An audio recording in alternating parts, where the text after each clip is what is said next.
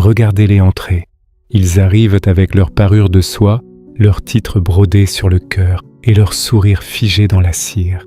Ils croient que ce bal est une énième célébration de leur propre importance. Ils pensent que la nuit est un voile qui protège leurs secrets. Mais sous la lune rouge, les règles ont changé. Ce soir, je ne vous invite pas à parader. Je vous invite à une mise à nu. Le prince de la lune rouge a remplacé les masques de carnaval par des masques de verre. Ils ne cachent rien. Ils ne font qu'amplifier la fragilité de vos mensonges. Bienvenue au bal où l'on ne danse plus pour séduire, mais pour survivre à sa propre image.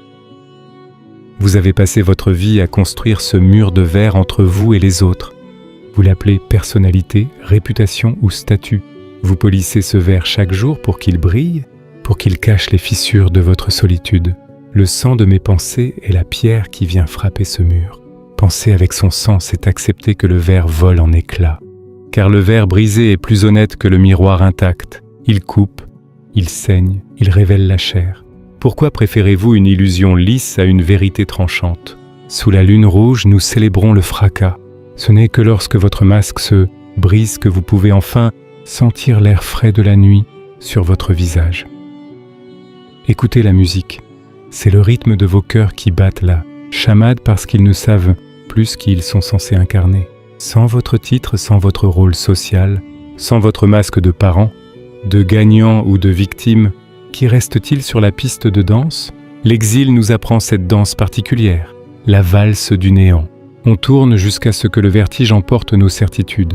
Le prince ne cherche pas à vous donner une nouvelle identité.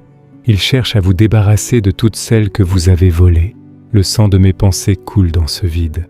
Apprenez à danser sans partenaire, sans public, juste pour le plaisir de sentir vos propres muscles bouger. C'est là que réside la véritable souveraineté. Être l'unique chorégraphe de sa propre chute. Le bal touche à sa fin.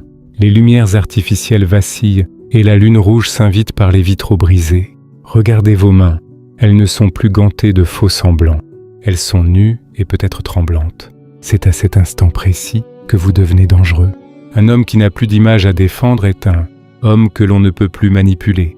Le sang de mes pensées est le testament de cette libération. Nous quittons la salle de bal non pas comme des vaincus, mais comme des évadés. Le monde continuera sa mascarade, mais pour vous, le verre a parlé. Vous ne pourrez plus jamais prétendre que vous ne voyez pas ce qu'il y a derrière le décor. La parabole de l'acteur muet, la puissance de la présence sans parole, le manifeste de la transparence. Pourquoi cacher sa faiblesse est la plus grande des faiblesses? L'ode aux éclats de verre, trouver la beauté dans ce qui est cassé.